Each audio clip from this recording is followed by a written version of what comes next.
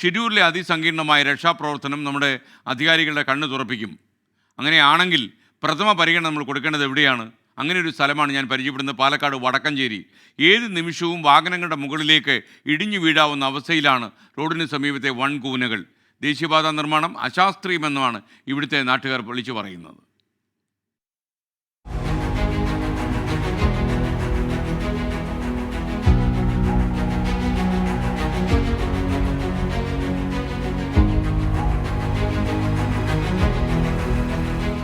വടക്കഞ്ചേരി മണ്ണുത്തി ദേശീയപാതയിൽ രാത്രിയിൽ ചെറുതും വലുതുമായ വാഹനങ്ങൾ നിർത്തിയിടുന്ന ഇത്തരം സ്ഥലങ്ങളിൽ ഒരു വലിയ അപകടം പതിയിരിപ്പുണ്ട്.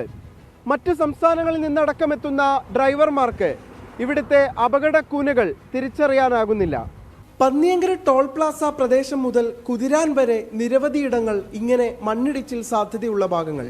ഒരു മഴ ശക്തമായാൽ മതി മണ്ണിടിച്ചിലിനൊപ്പം മരങ്ങളുടെ അടിവശത്തെ വേരുകൾ വരെ പുറത്തു ചാടാൻ. ഏത് നിമിഷവും വാഹനങ്ങൾ, യാത്രക്കാർ മണ്ണിനടിയിലാകും. ഈ ഭാഗങ്ങളിലൊക്കെ ഏത് നിമിഷവും മണ്ണ് റോഡിലേക്ക് വീഴുമെന്ന അവസ്ഥയിൽ നിൽക്കുകയാണ്. സർവീസ് റോഡുകൾ പോലും ഇല്ലാത്ത ഭാഗമാണ് ഇത് എന്നാണ് പ്രേക്ഷകർ ഓർക്കേണ്ടത്. ഒരു വിവരവുമില്ലാത്ത ആളുകളെ കൊണ്ട് ജോലി ചെയ്യിപ്പിച്ച് സ്ട്രെയിറ്റ് ആയിട്ടാണ് എടുത്തിരിക്കുന്നത്. എങ്ങനെ നമ്മളിവിടെ വിശ്വസിച്ച് നിൽക്കും? ഇപ്പം നമ്മുടെ കാറ് തന്നെ ഇവിടെ വിശ്വസിച്ച് നിൽക്കാൻ പറ്റുമോ? ഈ മണ്ണും ഈ കല്ലുമൊക്കെ ഒന്നായിട്ട് ഇടിഞ്ഞു വീഴില്ല എന്ന് പറയാൻ പറ്റുമോ? അത്രയും ഇങ്ങനത്തെ ഓരോ ഭാഗവും വളരെ മോശമായിട്ടും അവർ ഇത് പരിജ്ഞാനമില്ലാത്ത ആളുകളെ കൊണ്ട് ജോലി ചെയ്യിപ്പിച്ചതിൻ്റെ ഫലമായിട്ടാണ് ഇത് മുഴുവൻ സംഭവിച്ചിരിക്കുന്നത്. തേനിടുക്ക് പാറക്കെട്ടുകളുടെ ഭാഗത്ത് 80 അടിയോളം ഉയരത്തിലാണ് വൻമരങ്ങൾ ഉൾപ്പെടെ വളർന്നു നിൽക്കുന്നത്. ദേശീയപാതയോരത്തെ സർവീസ് റോഡില്ലാത്ത ഭാഗങ്ങളിലാണ് വൻ കുന്നുകൾ യാത്രക്കാർക്ക് ഭീഷണിയായി മാറുന്നത്. ഇതിപ്പോൾ ഒരു ഭീകരാവസ്ഥയിൽ നിൽക്കുന്നതാണ്. റോഡിനോട് വളരെയധികം ചേർന്ന് നിൽക്കുന്ന ഒരു സ്ഥലമായതുകൊണ്ട് ഇവിടെ ഏത് സമയവും വീണൊരു അപകടം സംഭവിക്കാവുന്ന നിലയിലാണ്. അത് ഇന്ന് വരെ NH അതോറിറ്റിയോ ഈ നിർമ്മാണ കമ്പനിയോ ഇതിലൊരു ഗൗരവമായിട്ട് എടുത്തിട്ടില്ല എന്നാണ് ഞങ്ങൾക്ക് മനസ്സിലാക്കാൻ കഴിഞ്ഞത്. ഞങ്ങൾ പലപ്പോഴും ഇതിനെതിരെ പരാതിപ്പെട്ടിട്ടുണ്ട്.